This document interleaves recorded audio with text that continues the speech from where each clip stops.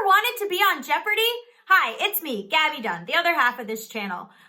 This week on Bad with Money, we interview Jeopardy contestant and Who Wants to Be a Millionaire winner, Cody Lawrence, who made a splash on TV for wearing a bisexual flag pin on Jeopardy.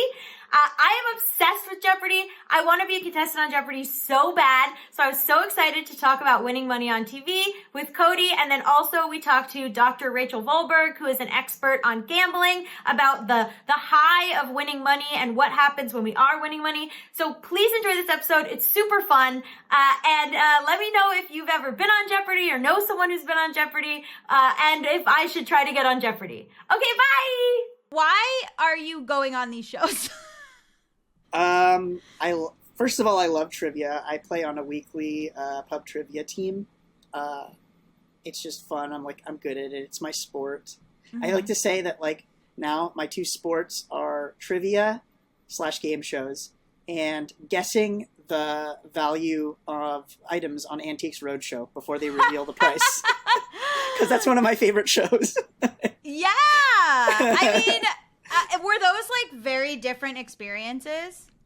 The both went faster than I expected, I think. Obviously there was the COVID holdover, but the actual audition, test to audition to being cast and called process for both of them was less than a month. Yeah. It was crazy. I think it was late February was the test for February 2020 was the test for Jeopardy.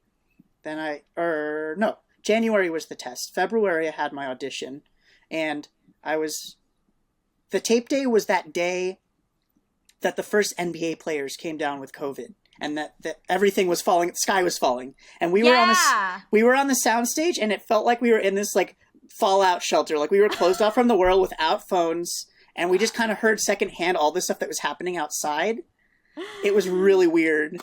Can you imagine if it was truly the apocalypse and you were just stuck in a game show studio? That's basically what happened.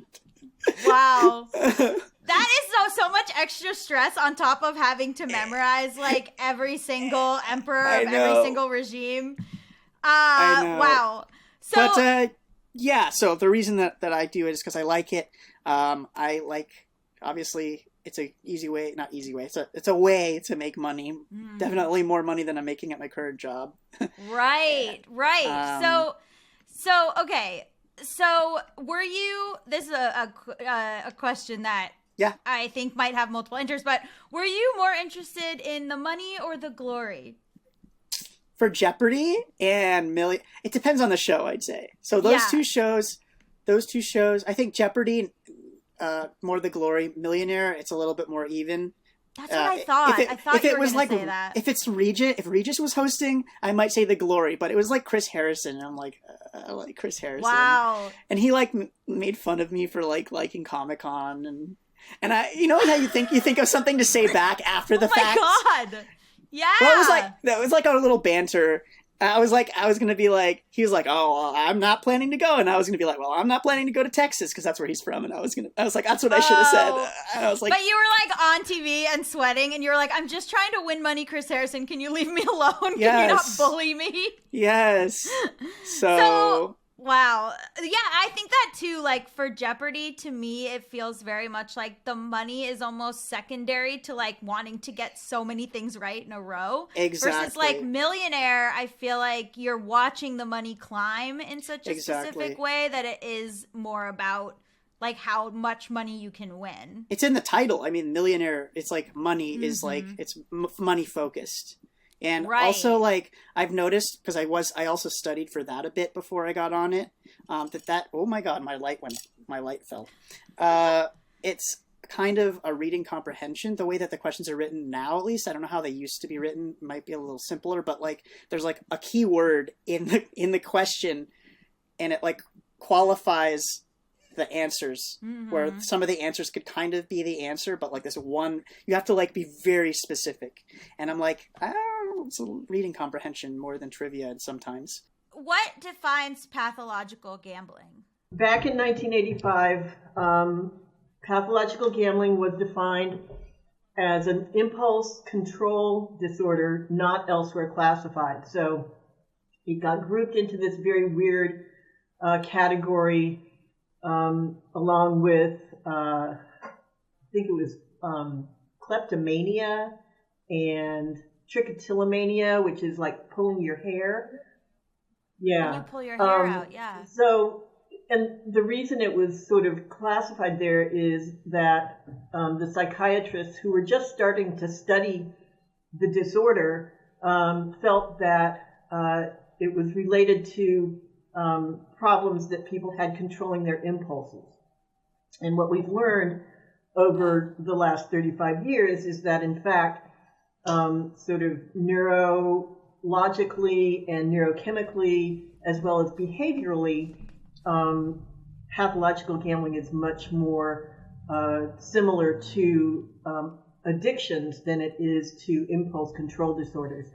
And so in 2013, the American Psychiatric Association reclassified and renamed the disorder. So it's now known as disordered gambling. And basically there's two pieces to it. One is a loss of control over one's gambling involvement. And then the other major piece is that the individual experiences harms because of that over involvement in gambling. So it's the loss of control and the harms. Loss of control meaning you go, well, I'm just going to put in $100, and then you are like, oh shit, I put in $500. Yeah, and it's people lose the ability to sort of, set a budget for themselves and then walk away when they hit the limit that they've set for themselves.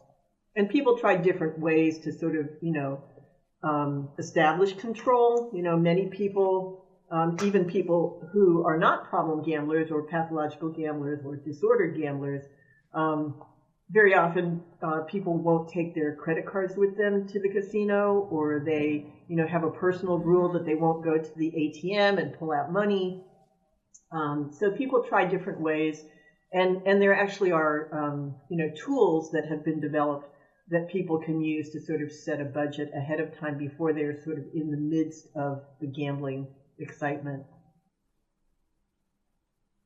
What are those? Here in Massachusetts, we have a system called Play My Way, which is a budgeting tool. And anybody who belongs to the loyalty program for two of the three casinos here in Massachusetts can use that loyalty card to sign up for this system called Play My Way, which asks you to set a budget for the day, for the week, and for a month. And then as you approach that budget amount, it starts to send you notices. So, you're at 75% of your daily budget, or you're at, 75% of your monthly budget. And it doesn't actually stop people from going over their budget. But then it still keeps telling you you're 150% of your daily budget, So it does, sort of alert people to, whether they're just playing beyond what they wanted to play, before they started gambling.